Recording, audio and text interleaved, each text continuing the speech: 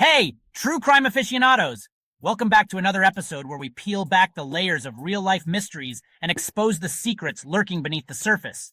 Today, I'm diving into a jaw-dropping case that feels like it's straight out of a crime drama. Except this one unfolded in the heart of Mississippi, and the consequences were all too real.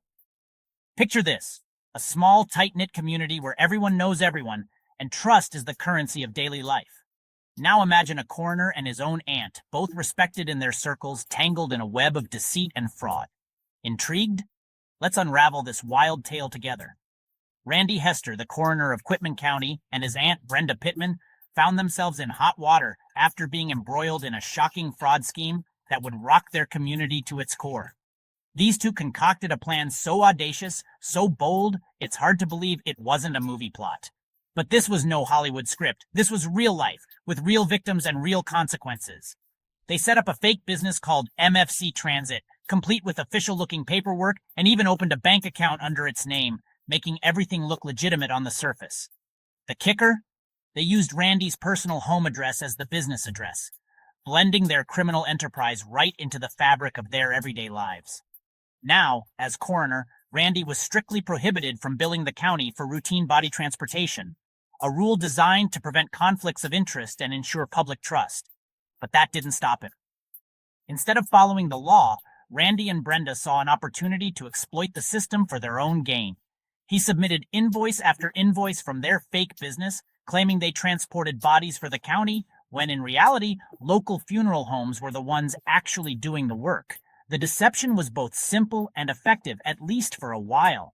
Can you believe the audacity? It's almost as if they thought no one would ever notice, or perhaps they believed their positions would shield them from scrutiny. But, as with most schemes, the deceit didn't last forever.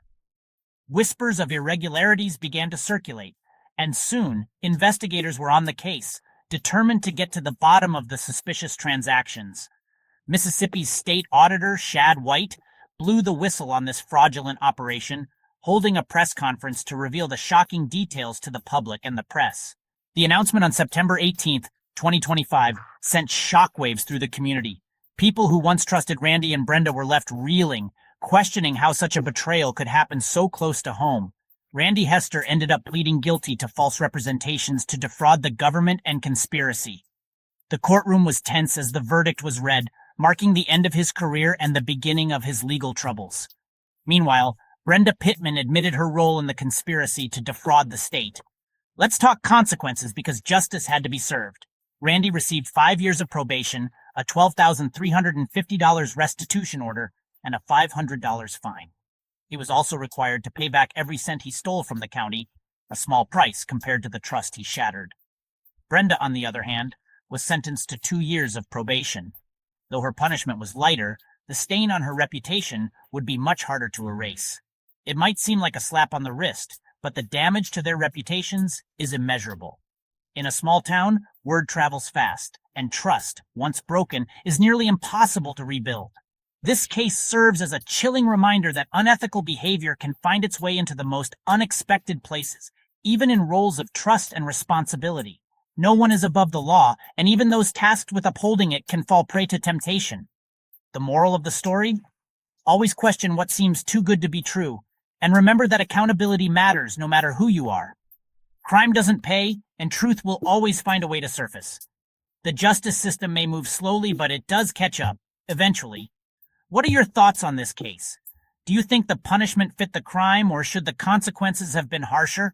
Let me know in the comments below. I love hearing your perspectives and theories on these real-life mysteries.